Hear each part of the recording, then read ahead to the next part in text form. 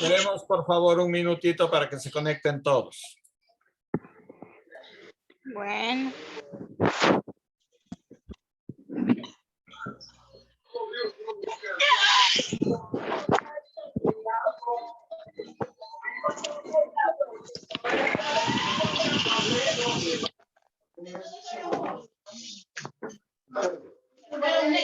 Mira, ya te escribo.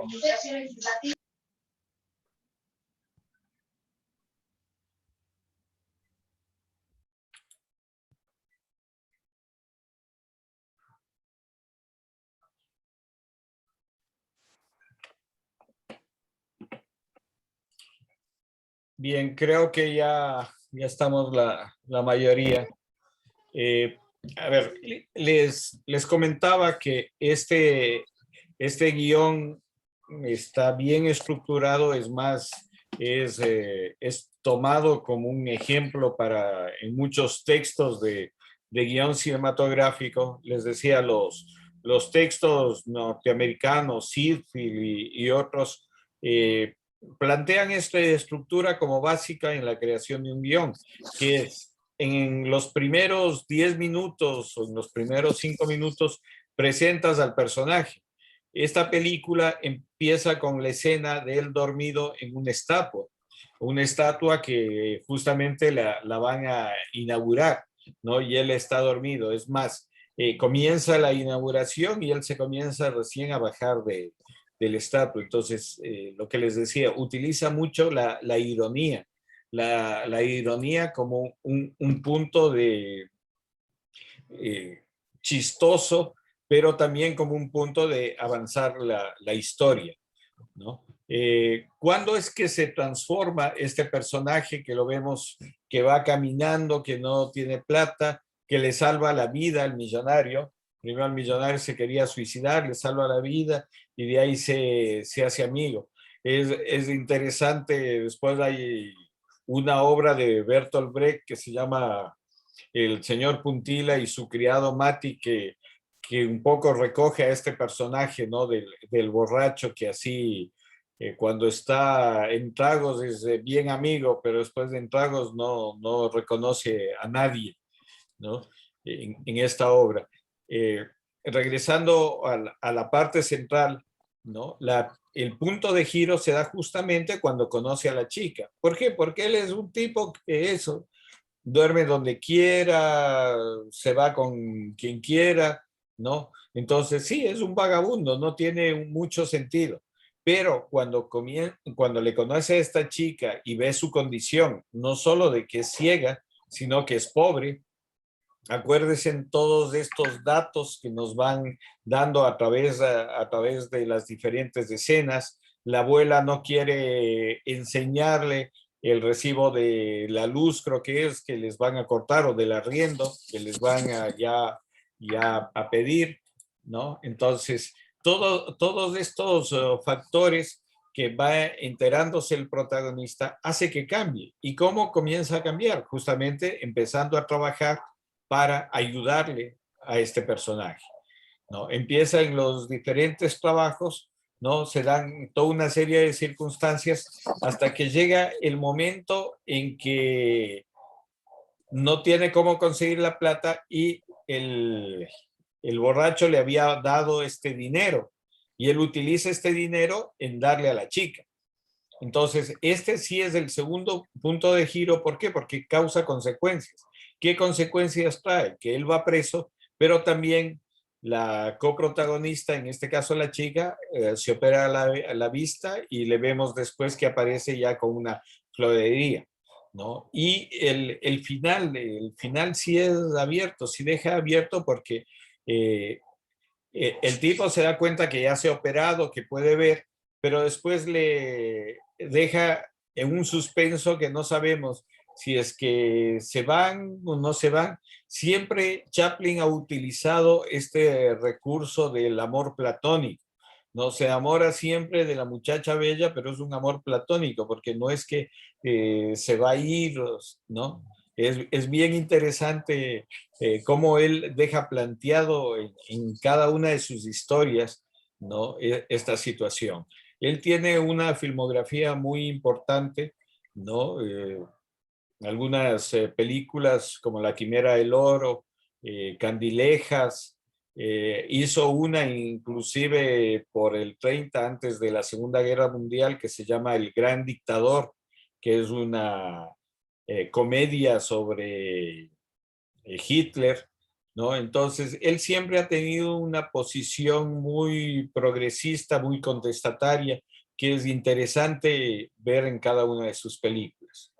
¿Alguien quisiera comentar, dar un punto de vista de esta parte de la estructura? ¿O tienen alguna pregunta? Bien. No, maestro, gracias. Sí, por favor, dígame. ¿Tenía alguna pregunta? No, maestro, gracias. Ya. Bueno, si no, lo que yo les tenía preparado es, como siempre, les traigo materiales del archivo de la Cinemateca.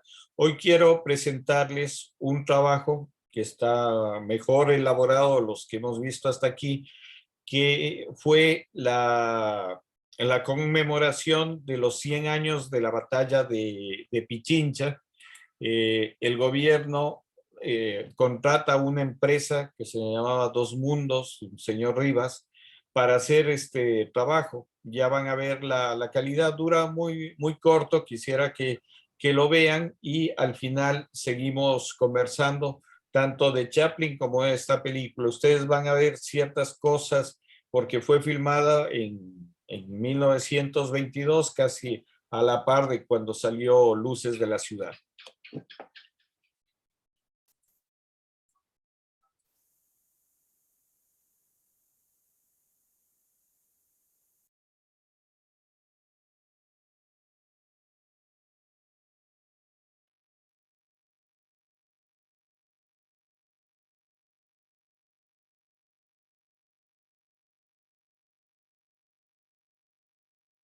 Por si acaso no tiene sonido la película, no es completamente muda.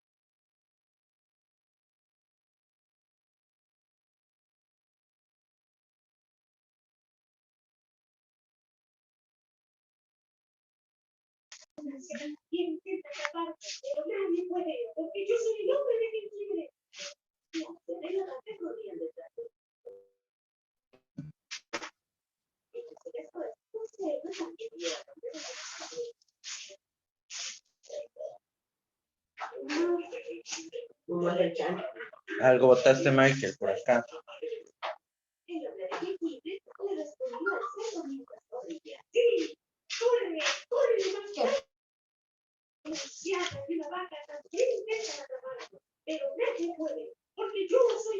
No vi, pues me cayó.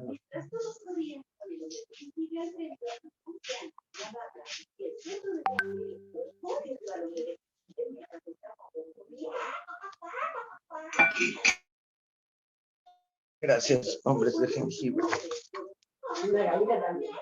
¿Quieres más? ¿Quieres más? Michael. Sí, ya comí. Si te quieres. Disculpen, ¿alguien tiene activado su audio, por favor, para que lo muten?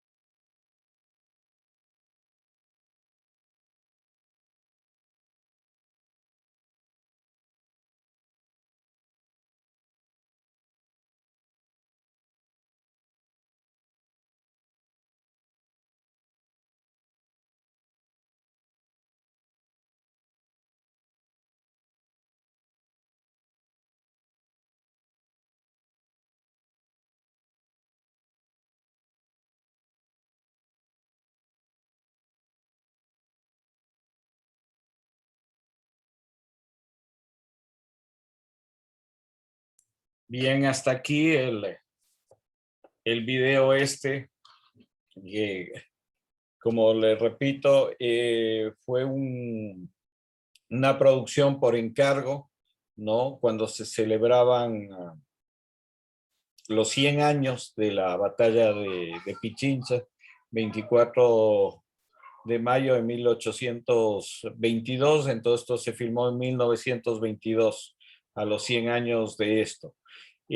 Lo que me parece muy interesante, además de como documento histórico, es la similitud de la vestimenta, de los sombreros, con los personajes de Chaplin, de Luces de la Ciudad. Fíjense en que los autos también eran los mismos. Creo que los primeros autos de este tipo eran los Ford, que, que se ve tanto en la película de Chaplin como en este trabajo, ¿no? Eh, yo creo que no solo es un documento valioso, sino que nos aporta mucha información, no solo de la vestimenta, sino también de los estratos sociales. Fíjense con los sombreros nomás. ¿Qué sombreros utilizaban, digamos, los gobernantes, la gente de Alcurnia? ¿Qué sombreros utilizaban clase media y qué sombreros utilizaban la gente de menos recursos, ¿no? Ahí se puede diferenciar solo por los sombreros los diferentes estratos sociales. Y otra cosa que me llamó mucho la atención es cómo estos desfiles militares, o estos desfiles no solo militares, cívico-militares, eh, parecen iguales que ahora. O sea, yo veo, por ejemplo, alguna conmemoración, igual le sacan a los chicos de los colegios, de las escuelas a desfilar y es igual. O sea, han pasado 100 años y seguimos igual. Respetando las tradiciones, respetando las fechas cívicas, pero yo creo que el arte sí nos hace reflexionar sobre los comportamientos sociales, como fíjese en este documento, este documental que acabamos de ver ya va a tener 100 años y esos desfiles siguen siendo iguales ahora, ¿no? Y un poco el arte, la cultura nos permite reflexionar justamente de cómo la gente, por ejemplo, puede integrarse. No es no hacerlo eso, no, al contrario. Tendríamos que hacerlo, pero con una participación de pronto más creativa, más activa. Por ejemplo, los pregones. Los pregones permiten desarrollar a la gente muchas veces más creatividad con la cuestión de puesta en escena, de cosas escénicas, no sé, carros alegóricos. O sea, hay otras formas más creativas, digo, que se pueden hacer. Entonces, sí me llama la atención la reflexión de ver un documento de estos y ver que nuestra sociedad no ha cambiado mucho en 100 años. No sé si alguien quiere hacer algún comentario, alguna opinión que le representó este trabajo. Hay, hay ya una evolución, yo creo, también dentro de las cosas que se ha presentado acá, ¿no? Con respecto a esto, ¿no? No solo la calidad, los encuadres también. A pesar de que igual no es un documental, digamos, que tenga eso, una estructura dramática, aunque todo documental debería tenerlo, pero esta filmación sí me parece que ha habido un mejor tratamiento, tanto de la escena, los planos, es un trabajo un poco más profesional. Como les repito, no sé si quieren alguien participar, dar su comentario, su punto de vista. Vamos con Mauricio, por favor. Buenas noches, Carlos, y buenas noches, compañeros. Sí, me parece que está la calidad de la imagen, me parece, y el color de muy buena calidad. Entonces, creo que allí se ha mejorado bastante en este documental o cómo lo hayan reparado. No sé si la cinta tuvo alguna modificación o corrección de color, pero me parece que está de muy buena calidad. Solo eso nomás, Carlos. Gracias. Sí, o sea, también es el asunto de la preservación, ¿no? Este documento, al ser un documento oficial, estaba en condiciones mejor guardado, de ahí también su preservación.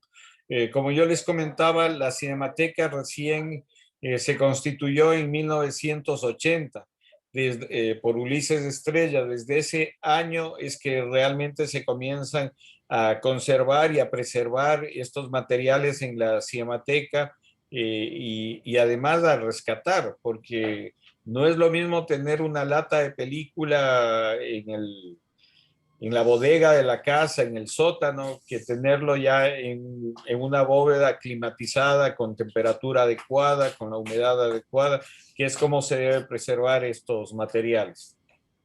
No sé si alguien más quiera participar, dar su comentario.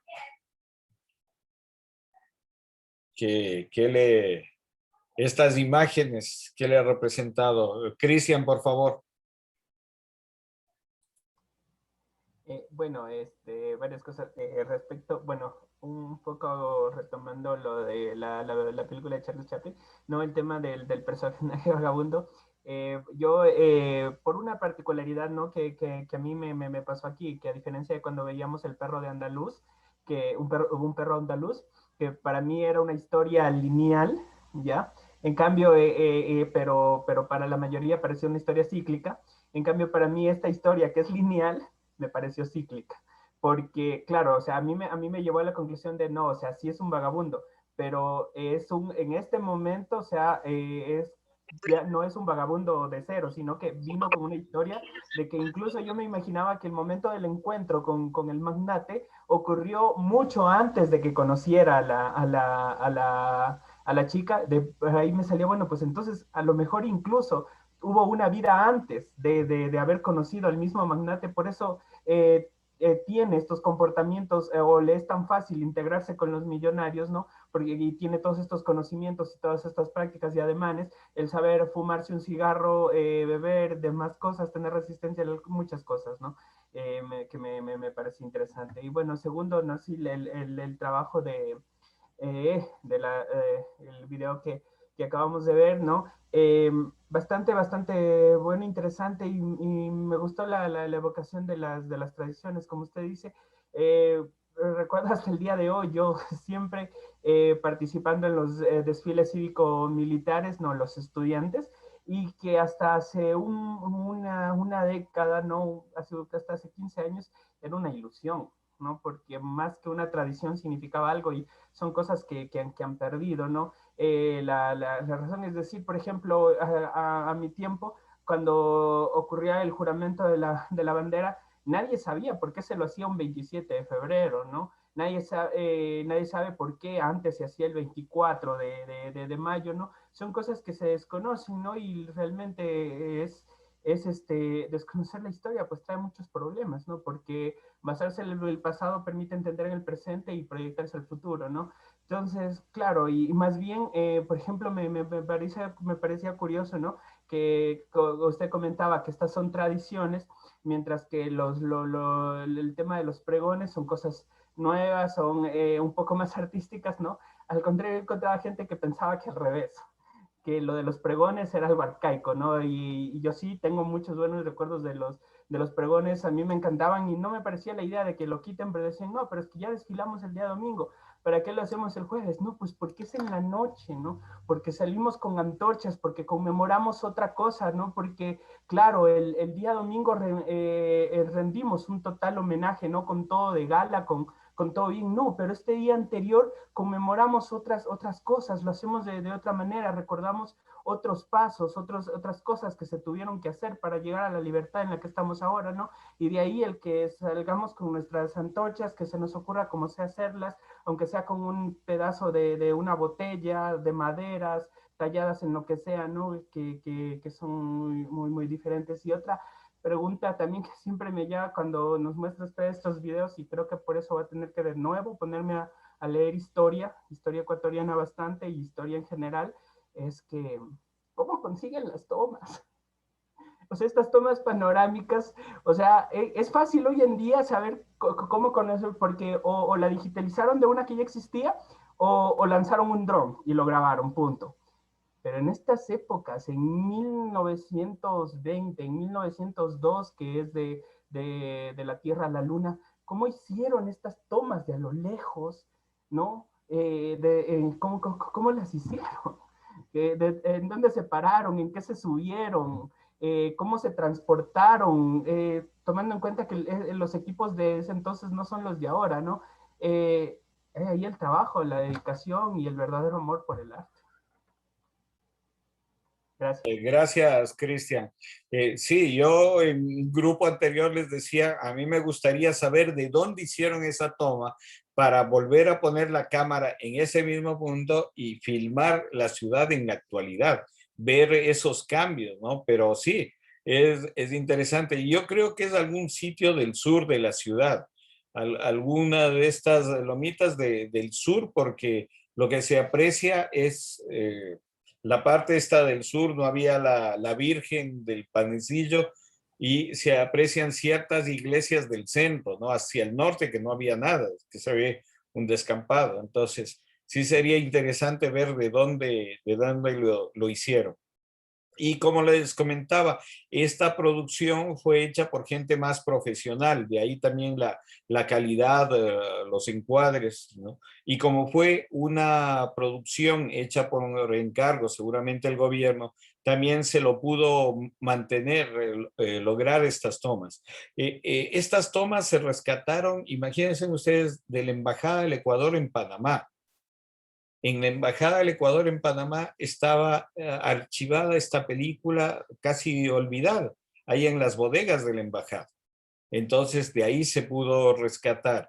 Creo que la parte, digamos, de postproducción, digitalización, se logró hacerlo en Francia por algún convenio, ¿no? Que hizo perdón, el embajador del Ecuador en Francia, se logró digitalizarlo allá. Entonces, si hay como un tratamiento especial con la imagen, ¿no? Pero las tomas se hicieron en 1922. Vamos con Giovanni, por favor. Sí, muchas gracias. Yo lo que veo aquí es la predominación de los planos generales, ¿no? Hay los paisajísticos y me parece que la toma que le hacen, me parece que es desde la loma de la ferroviaria, que ahí se puede apreciar casi todo Quito, ¿no? Entonces, en la loma de la ferroviaria usted puede apreciar casi el sur y también parte hasta casi el norte, ¿no? Entonces, porque al fondo se asomaba la cima de la Libertad. Me parece que solamente me parece, es un registro, como la otra vez también en la película anterior que nosotros vimos, es un registro de las imágenes, ¿no? Los desfiles militares por lo general tienen eso, o sea, tienen de demostrar el poderío, ¿no? Entonces, de las tres fuerzas, de demostrar el poderío a las demás personas, a las demás gentes, del poderío de fuego que se tiene para defender su país, ¿no? Entonces, generalmente en todos los países del mundo siempre tienen esa estructura. Van primero las escuelas, los militares, las fuerzas especiales, la caballería. A mí me trajo recuerdos porque mi bisabuelo era sargento de caballería y él murió en la invasión del 41. Entonces, yo decía, tal vez por ahí le estoy viendo a mi bisabuelo en la montada, porque era un general medio de pocas pulgas, que según lo que me contaban. Pero las tomas son muy buenas. La vestimenta es típica, ¿no? Porque acordémonos que todo lo que siempre ha sido, que marcaba el norte, la moda, entonces se la replicaba en todas las partes, ¿no? Porque siempre estar a la moda y estar a lo que te decían tanto Europa como Norteamérica era ser sofisticado o ser una persona de estatus. Sí, entonces se ve lo típico, los sombreros de copa, el sombrero de Charleston y en cambio, lo que sí no pude ver es que, por ejemplo, hay unas fotos en la Casa de la Cultura, en el Museo de la Casa de la Cultura, hay unas fotos en las cuales se apreciaba que los militares de aquella época los que eran oficiales usaban zapatos y los soldados usaban guaraches. Eso no pude apreciar, ¿no? Pero de lo que yo sabía era que los soldados rasos usaban guaraches, o sea, usaban un zapato hecho de soga, me parece, y eso nomás, ¿no? Entonces, porque yo he visto esas fotos de la época de esa época, entonces puedo decir. Entonces, para mí es un documento muy bueno, y las imágenes son muy, muy, muy buenas, al contrario del que vimos la vez pasada, que ya estaban prácticamente borradas. Entonces, tiene una muy buena conservación y como dije, tal vez solamente no se jugó con la imagen, solamente no se quiso dar una estructura de contar un tema, sino de, ¿cómo se llama?, de solamente registrar las imágenes. Y aquí hay una cosa, verán, porque es la visión que tuvo la presidencia, la visión que tuvo el gobierno, que la visión a futuro, y eso es lo importante tal vez en lo que son registros de películas documentales. Por ejemplo, yo me vi la película de Hugo y rescataba todo lo que era de ¿cómo se llama? El director ¿cómo se llama? Me olvidé el nombre, de La Tierra a la Luna y todo ese tipo de cosas. Es una película documental que puede, de Méliès, pero puede diferir mucho, pero fácil y sencillamente dicen que dejaron casi toda la estructura de lo que pasó, donde a él lo vieron que componía relojes en la estación del tren y todo ese tipo de cosas. Entonces, películas documentales de esa naturaleza son las que podemos decir que nos hacen más falta, ¿no? O sea, a veces solamente nos limitamos a las estructuras de los documentales en los cuales esto pasó, esto sucedió, las entrevistas y se acabó. Y entonces en eso ganan muchísimos otros países en los cuales ya han desarrollado de mejor forma un guión para estas películas documentales, ¿no? Entonces, para mí el registro está bueno, todo, pero ahora, desde ese gobierno hasta el gobierno de entonces, hablemos ya 200 años, o sea, de la guerra de independencia, ¿qué otro gobierno, tal vez fundamentado en datos históricos, sí, ha desarrollado otro documental o una película documental que nos pueda dejar nosotros como legado a futuro?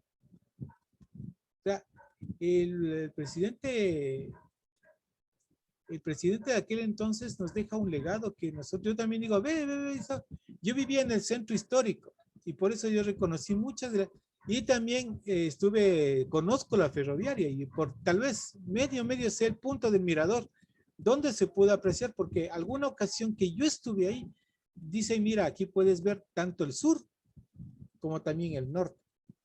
Entonces, si te pones en el punto estratégico de la ferroviaria o forestal, me parece que es ferroviaria, que es más alto. Entonces puedes ver a lo largo, entonces ves a la Virgen del Panecillo incluso frente con frente. Entonces, yo creo que hay que apuntarle a que ya vamos al bicentenario y no ha habido ningún pronunciamiento de que se vuelva a hacer alguna recopilación sobre, por ejemplo, lo que fue el 24 de mayo, lo que fue tal vez el 27 de febrero, es muy claro, ¿no? También decía, ¿por qué hacemos el 27 de febrero si nuestra independencia fue el 24 de mayo? Entonces, ahí decía, no, pues es que es la batalla de la invasión, la primera invasión peruana y lo que ganamos. Entonces, nos falta muchísimo todavía y es por eso, ¿no? A veces nosotros aprendemos del cine muchísimo más que en un libro, pero no nos hemos preocupado, o sea, no hay la preocupación de ningún gobierno, sí, de documentar paso por paso y de hacerlo de una manera libre, sin tendencias políticas de ninguna naturaleza. Muchas gracias. Gracias, Giovanni. Nos queda un minuto. Igual, si es que nos desconectamos, por favor, volverse a conectar enseguida. Sí, yo lo único que iba a decir con respecto a eso es que los gobiernos en los últimos años lo único que hacen es propaganda de las obras y todas esas propagandas quedan en el olvido porque son momentáneas. Nadie se acuerda de la inauguración de esto o de los otros. Sí, también Hay muchos documentales que se conservan de eso. Y la pregunta que les quiero hacer a ustedes es, ¿creen ustedes que el documental también necesita un guión, necesita dramaturgia o solo las películas de ficción? ¿Ah? ¿Creen que un documental necesita una estructura también